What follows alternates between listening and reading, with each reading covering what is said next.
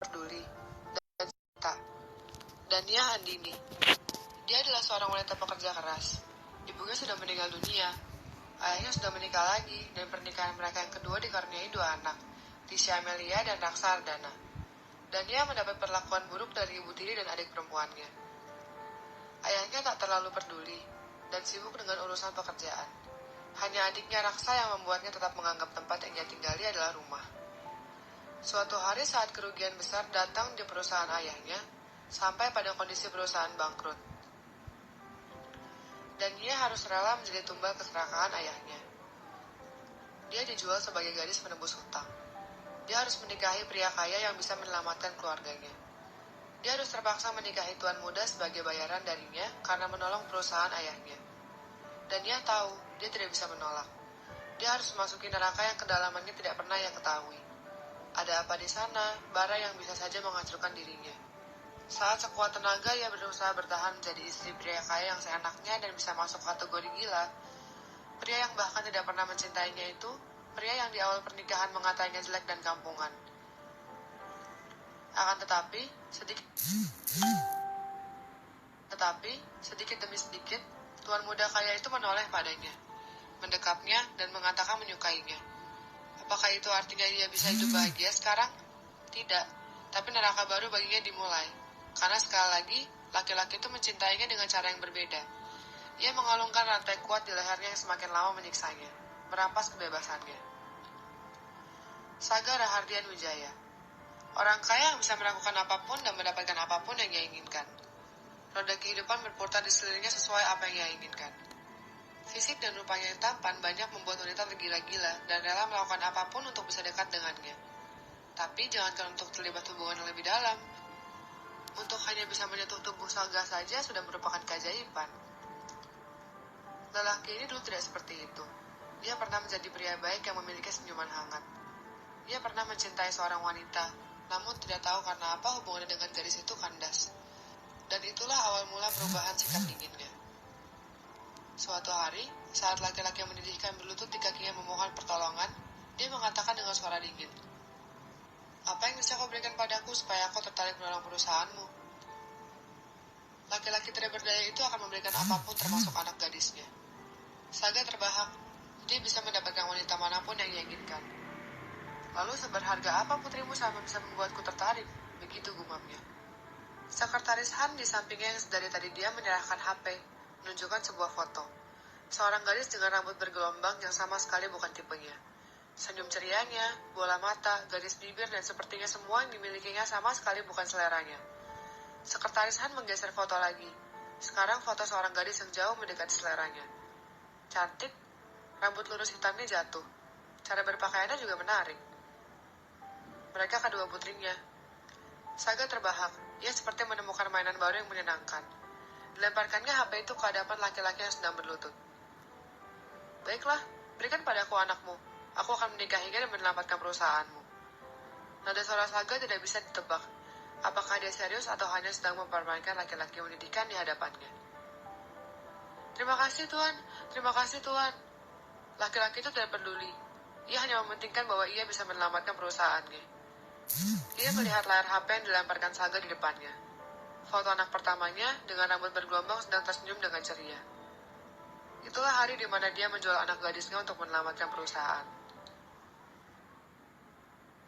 Awal mula. Hanya pernikahan ini yang bisa menyelamatkan hidup keluarga. Berkorbanlah sedikit saja. Kami sudah membesarkanmu sampai dengan dewasa seperti ini. Bagaimana kau tidak tahu caranya membalas budi?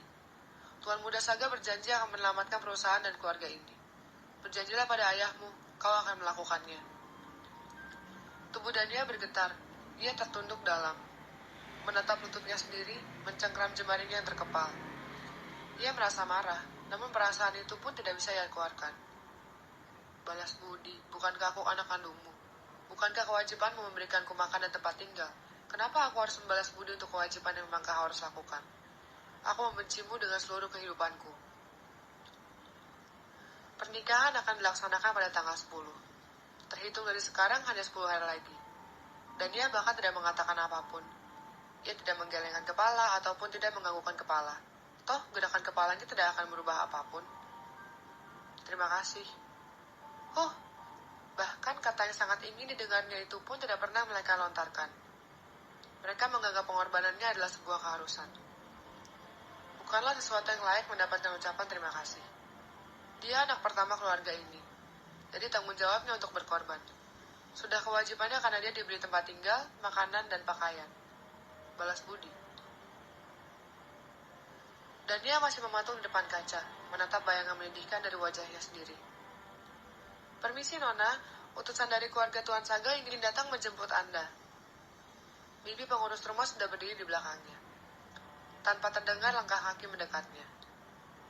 Kenapa? Dan dia bertanya tanpa memalingkan wajah, masih menatap bayangan menyedihkan di kaca. Inilah wajah manusia yang bahkan tidak punya kekuatan untuk hanya menggelengkan kepala penolakan.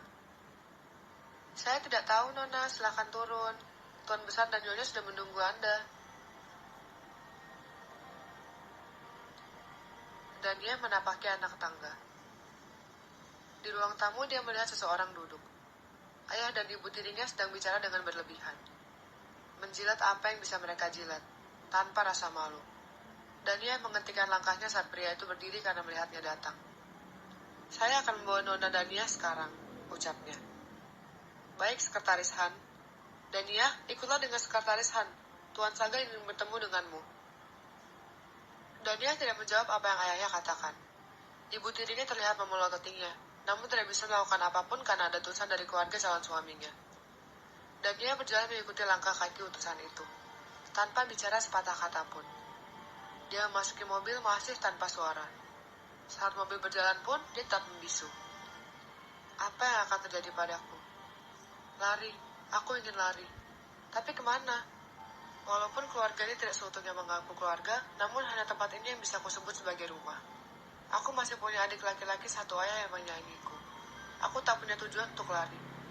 Merasa beruntung karena memiliki rumah. Untuk itulah mungkin benar kata ayah, aku harus membalas budi. Sambil menatap pohon-pohon di pinggir jalan, pikiran Dania berlarian kemana-mana. Sagara Ardian Wijaya adalah nama calon suaminya. Pemilik perusahaan ternama Antarna Group.